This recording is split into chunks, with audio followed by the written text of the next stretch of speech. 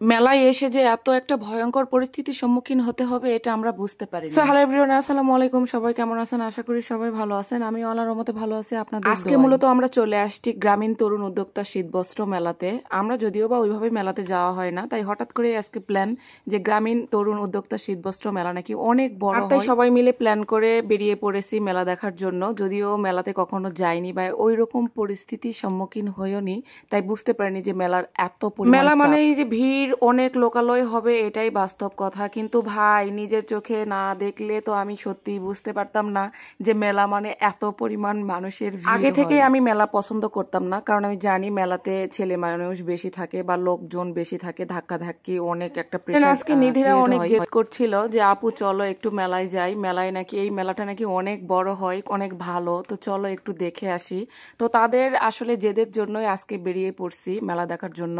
কিন্তু ভাই বিশ্বাস করেন, এই মেলায় গিয়ে আমি আমার সিটাপোটাও তো দেখতে পারিনি, কারণ আমরা ভিতরে যে ঢুকবো আপনারা দেখতে পাচ্ছেন এত পরিমাণ লোকজন, এত ঠেলাঠেলি চাপাচাপি, ভাই ভিতরে ঢোকার সাহস। তো আমরা এক পাশে দাঁড়িয়ে থেকেই যতটুকু পারছি ভিডিও করার জন্য ট্রাই করছি, কারণ ভিতরে যাওয়ার মতো ওই রকম কোনো স্পেস নাই, সিচুয়েশন কোনোটাই নেই, কারণ এত পরিমাণ লোক ভাই এখানে আমার জানা ছিল না। আর যদি জানতাম তাহলে ভাই আমি জীবনে এসে যখন পড়েছি তাহলে আর কি করার। তো একটু ঘোরাঘুরি বলতে আমরা প্রথমে ঢুকেই একটু ডান সাইডে একটু ফাঁকা ফাঁকা ছিল, তো ওখানেই আমরা একটু দাঁড়িয়েছিলাম আর ওখান থেকে ভিডিও করার একটু ট্রাই করছিলাম।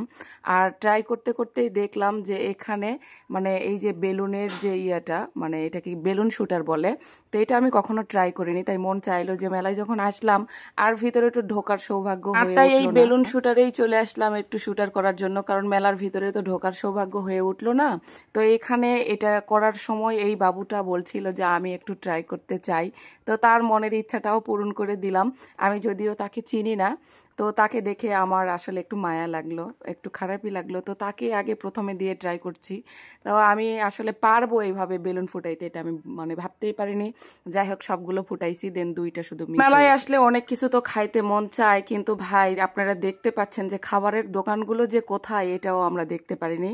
তো এখানে বেশিক্ষণ আর ওয়েট করলাম না, যেহেতু ভিতরে ঢোকার কোনো স্পেস নাই বা সিচুয়েশন নেই আর ওইভাবে ঠেলাঠেলি করে ঢোকা। দেন এখন আমরা মেলা থেকে দ্রুত বেরিয়ে পড়ছি, সবাই মিলে বলছিলাম যে এখানে থেকে কোনো লাভ নেই, তাই আমরা রওনা দিয়েছি বইমেলায় যাওয়ার জন্য। যদিও আপনাদেরকে বইমেলা দিনের বেলার কিছু দৃশ্য আপনাদেরকে কিছু দিন আগেই আর আজকে একটু দেখাবো রাতের দৃশ্য। আর এখানে অনুষ্ঠান হচ্ছিল, প্রতিদিন রাতেই এখানে অনুষ্ঠান হয়, সেদিনকে আমি বলছিলাম।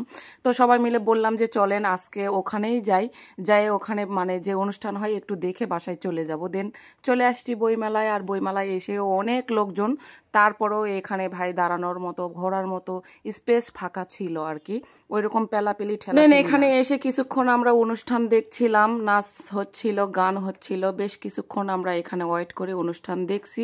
বাট এখানে খাবার কোনো কিছু ভিতরে নেই, বাইরে সব কিছু। তো আজকের ভিডিওটা এই পর্যন্তই, নেক্সট ভিডিও পর্যন্ত সবাই ভালো থাকবেন, সবাইকে আল্লাহ হাফেজ।